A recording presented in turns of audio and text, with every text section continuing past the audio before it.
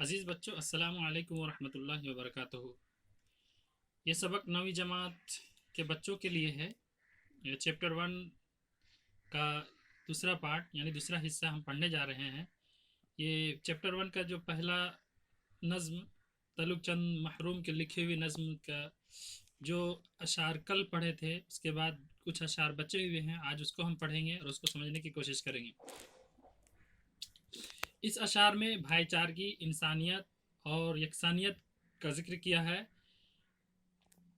وہ اشعار کے ذریعے سے کس طرح سے بیان کرتے ہیں، ہر ایک سے نیکی، سب سے بھلائی، ہندو مسلمان سب بھائی بھائی۔ ہر ایک سے ہمیں کیا کرنی ہے؟ نیکی کرنی ہے۔ اور ہر آدمی اگر نیکی کرنے لگے، اچھا کام کرنے لگے، تو ایسا ہو ہی نہیں سکتا کہ ایک دوسرے کی برائی ہو، بلکہ سب اچھے کام اور بھلائی کے کام کرنے لگیں گے۔ ہندو مسلمان سب بھائی بھائی۔ جب بھائی بھائی ہیں، یہ دو الگ کمیونٹیز کے لوگ، جب دو الگ الگ تہوار، الگ الگ رسم و رواج کو ماننے والے جب ایک بھائی چارگی میں رہیں، تو اس کا رہنا، اس کا جینا ایک کمل پھول اور ہر طرح کی اچھی مثالیں پیش کی جا سکتی ہے۔ دونوں کا مسکن ہندوستان ہے۔ دونوں کا مسکن یعنی یہ دونوں ہندو مسلمان کے جو رہنے کی جگہ ہے، مسکن کا مطلب رہنے کی جگہ، گھر، وہ ہندوستان ہی ہے۔ دو بلبلیں ہیں، ایک گلستاں ہے۔ یہ دو چہچہاتے ہوئے پھول ہیں، یہ چہچہاتے ہوئے بلبلیں ہیں، پرندہ کے مانند، چڑیوں کے مانند، اور اس کے رہنے والے جو گلستاں یعنی باغ ایک ہی ہے۔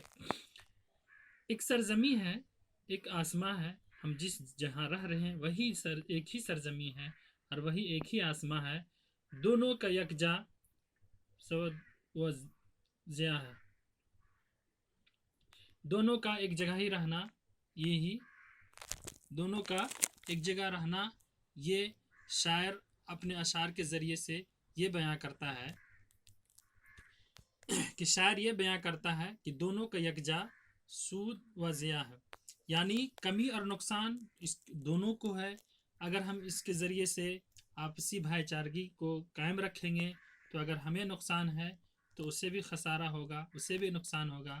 اگر ہم ایک دوسرے کو فائدہ دیں گے تو اسے بھی فائدہ ہوگا اور ہمیں بھی فائدہ ہوگا۔ نا اتفاق ہزارے جاں ہے، اور نا اتفاقی یہ جان کا وبال ہے، جان جانے کا خطرہ ہے، جان کا نقصان ہے۔ تو شاعر بھائی چارگی اور کمی اور نقصان اور زیادتی ہر کی طرح سے آپسی بھائی چارگی میں رہیں، تو اس میں کوئی دشواری نہیں، سب مل جل کر کے رہیں تو اس میں کوئی پریشانی نہیں۔